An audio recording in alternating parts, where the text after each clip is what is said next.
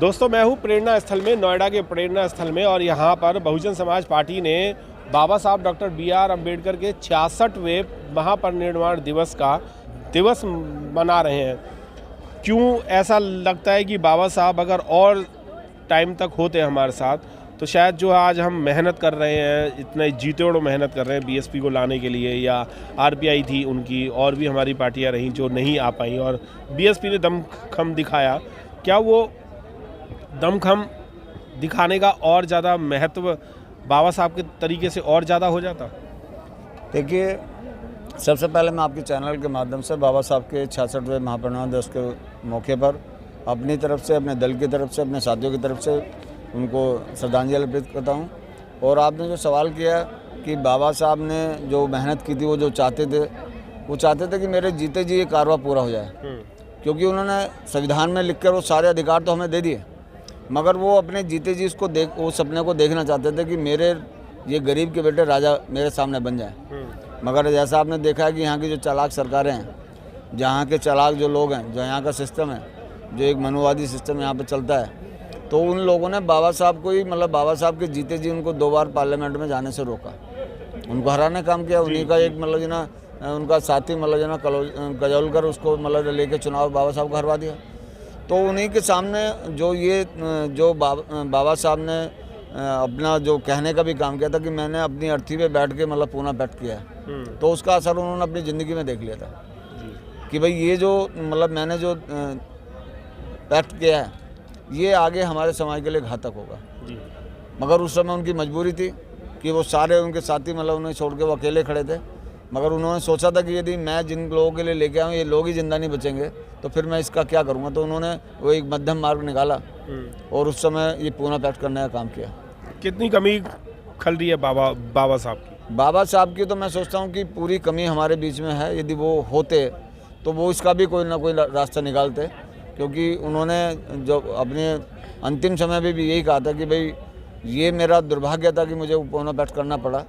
यदि मेरे लोग मतलब इतने तैयार हो जाते उस समय तो मैं कभी भी गांधी को मतलब चाहे जैसे 100 गांधी मर जाते मुझे परवाह नहीं थी जी। मगर हम मेरे समाज के लोग इतने अज्ञानी हैं, इतना इनके ज्ञान के अंदर इनके कमी है कि यदि मेरी भावनाओं को, मेरी बात को ये समझ जाते तो मतलब ये ना ये दिन मुझे देखने के लिए नहीं मिलता। तो आज यदि बाबा साहब होते तो मैं सोचता हूँ कि मतलब ना जो उनका चाहती सम्राट अशोक का मतलब सपना इस देश के अंदर मतलब स्थापित हो तो वो मतलब पूरा जरूर मतलब होता। और अब मुझे भी अब भी लगता है हम लोगों को कि आज उन्हीं की बात को बहन कुमारी मायावती जी, पहले कांशीराम साहब जी ने बढ़ाया, अब बहन कुमारी मायावती जी से बढ़ाने में लगी हैं। और उन्होंने 4 बार सरकार बना के ये साबित भी किया कि मैं कांशीराम साहब की जो और बाबा साहब की जो सोच है उसके आधार पर इस देश के अंदर बाबा साहब की आइडियोलॉजी और कांशीराम साहब की आइडियोलॉजी को आगे बढ़ाकर इस देश में सम्राट अशोक का सपने, भारत का सपना बनाने का काम करूंगी। बहन जी ने तो हालांकि ये काम भी किया है। जहां पर आज हम खड़े हुए हैं, प्रेरणा स्थल में खड़े हुए हैं, यहाँ पर अगर देखा जाए तो कांशीराम साहब की भी मूर्तियाँ हैं, राजा अशोक की भी है, सम्राट अशोक की भी है, बाबा साहब की भी है, और भी बहुत महापुरुषों की है। तो जो राजा अशोक का जो सपना था, जो शासन में जो उन्होंने मूर्तियाँ बनाते थे या इस तरीके के भवन निर्माण करते थे, वही बहन जी का काम हो रहा है। तो वो उन्होंने तो अपने शासनकाल में 4.5 महीने की सरकार में, 6 महीने की सरकार में, 15 महीने की सरकार में, 5 साल की सरकार में करके दिखाया कि जो उनका सपना था उसे मैं अपने जीते जी पूरा करूँगी। और अभी भी वो कटिबद्ध हैं। यदि 5 बार हम लोग इस बार सरकार बनाने जा रहे हैं तो उन्होंने इस बात को कहा है। अभी मैं जहाँ बाबा साहब की स्टैचू लगी है मैं वहाँ देख के आया कि यहाँ जो मनुवादी सोच के लोग हैं उसके पत्थर को भी इन लोगों ने साइड से तोड़ने, उसके किनारे को तोड़ने का काम किया है। जो सोचों के लोग के पत्थर हैं वो बिना मतलब किसी औजार के नहीं टूटेंगे, तो वहाँ पर उसको भी मतलब इन लोगों ने तोड़ने का काम किया है। तो इनकी नीयत कभी भी मतलब ना हमारे मसीहाओं के प्रति ठीक नहीं है और ना कभी रही है, ना शायद लोग लगता है कि आगे भी रहेगी। चुनावी लहर आ रही है, चुनावी हवा चल रही है, कितना परसेंटेज है कि यूपी में चीफ मिनिस्टर बहन जी बन रही है? मेरे हिसाब से 100% बहन कुमारी मायावती सरकार बनाने जा रही हैं। उसे उन्हें कोई नहीं रोक पा रहा है, क्योंकि कितनी सीटें आ जाएंगी अब की बार? मैं तो सोचता हूं कि 300 मतलब 250 प्लस सीटें आएंगी। 250 प्लस आएंगी। मेरे साथ दिल्ली प्रदेश अध्यक्ष भी हैं, मैं उनसे भी जानना चाहूँगा कितना मिस कर रहे हैं बाबा साहब डॉक्टर B.R. अम्बेडकर जी को। देखिए, पहले तो मिलन जी आपके चैनल के माध्यम से बाबा साहब अम्बेडकर के 66वें महापरिनिर्वाण दिवस पर बाबा साहब अम्बेडकर के दिल्ली प्रदेश बहुजन समाज पार्टी प्रदेश अध्यक्ष होने के नाते अपने प्रदेश की तरफ से अपनी तरफ से बाबा साहब अम्बेडकर को शत शत नमन करता हूँ, कोटि कोटि नमन करता हूँ। और मिलिंद जी, बाबा साहब अम्बेडकर की जो पूर्ति तो जीवन भर क्या कितने भी जन्म हम लोग ले लें, जब तक हमेशा खलती रहेगी, उनकी पूर्ति कभी हो नहीं सकती। और फिर भी बाबा साहब अम्बेडकर ने इतना कुछ हम लोगों को कर गए हैं, इतनी अच्छी विचारधारा हमको दे गए हैं, तो बाबा साहब अम्बेडकर की पूर्ति तो कभी हो नहीं सकती। मगर उनकी विचारधारा को लेकर के माननीय कांशीराम साहब चले और आज आदरणीय बहन कुमारी मायावती जी चल रही हैं, तो कहीं न कहीं आपको देखने को मिल रहा होगा सम्राट अशोक का भारत की झलक आपको दिखाई दे रही होगी। बाबा साहब अम्बेडकर के सपनों का भारत आपको कहीं न कहीं दिखाई दे रहा होगा, जहाँ खड़े हैं आपको यहीं दिखाई दे रहा होगा।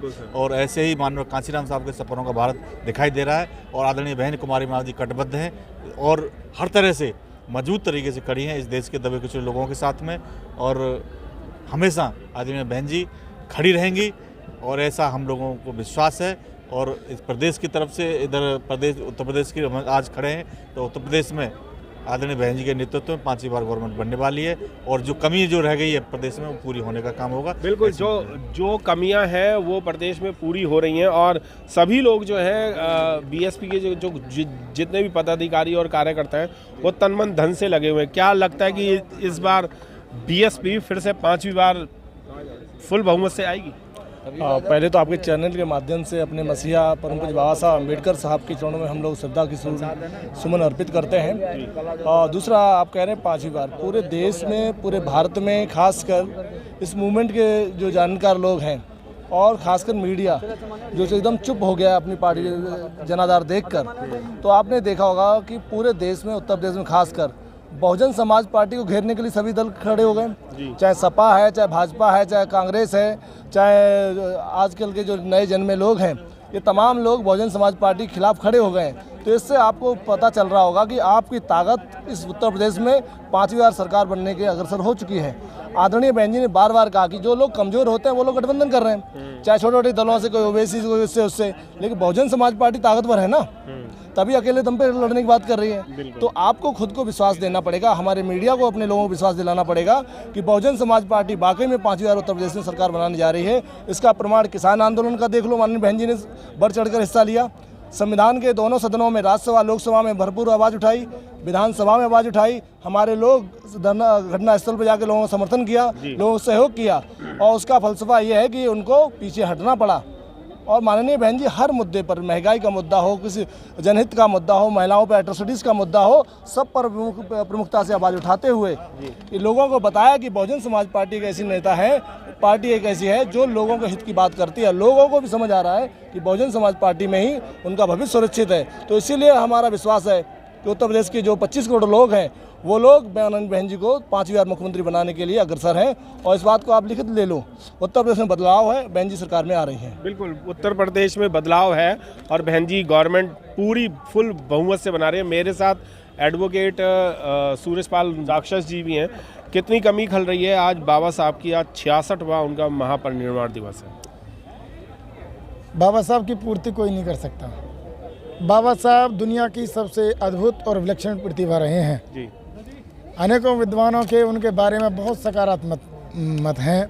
आज देश भर में और दुनिया भर में उनके चाहने वाले करोड़ों प्रशंसक उन्हें दिल से ट्रिब्यूट करने के लिए, पुष्प अर्पित करने के लिए जगह जगह एकत्रित हो रहे हैं। हम लोग नोएडा में, गौतम बुद्ध नगर के लोग, आसपास के लोग यहाँ इकट्ठे हुए हैं, भारी संख्या में सुबह से ही यहाँ लोग आ जा रहे हैं जी। तो बाबा साहब को सत सत नमन, बारंबार नमन और उनको आदरांजलि। एक चीज़ और पूछना चाहूँगा, आप यहाँ पर यूपी में खड़े हैं, उत्तर प्रदेश में खड़े हैं, नोएडा में, और जो बीएसपी बहन कुमारी मायावती जी ने ये पार्क बनवाया था उसी पे ही आप खड़े हैं। क्या लगता है इस बार भी क्या बीएसपी फुल बहुमत से आएगी? हाँ बिल्कुल, उत्तर प्रदेश की जनता पहले ही ये समझ चुकी थी कि उन्होंने गलती कर दी है। और उत्तर प्रदेश में जो पार्टी धर्म की बात कर रही हैं, कोई हिंदुओं की बात कर रहा है, कोई मुस्लिमों की बात कर रहा है, अकेली बहन जी ऐसी राजनेता हैं जो मानवता की और डेवलपमेंट की बात कर रही हैं। निसंदेह वो वापसी कर रही हैं। और यहाँ जहाँ आप खड़े हो, ये गौतम बुद्ध नगर डिस्ट्रिक्ट है। यहाँ तो उनका बहुत बढ़िया मामला है, बहुत अच्छा ज़मीन पर आप यानी कि जाइए। इस बार बहन कुमारी मायावती। बिल्कुल ओनली फॉर बीएसपी, और ये एब्सोल्यूट मेजॉरिटी बीएसपी हासिल करेगी, ऐसा हमारा यकीन है। बहुत बहुत धन्यवाद।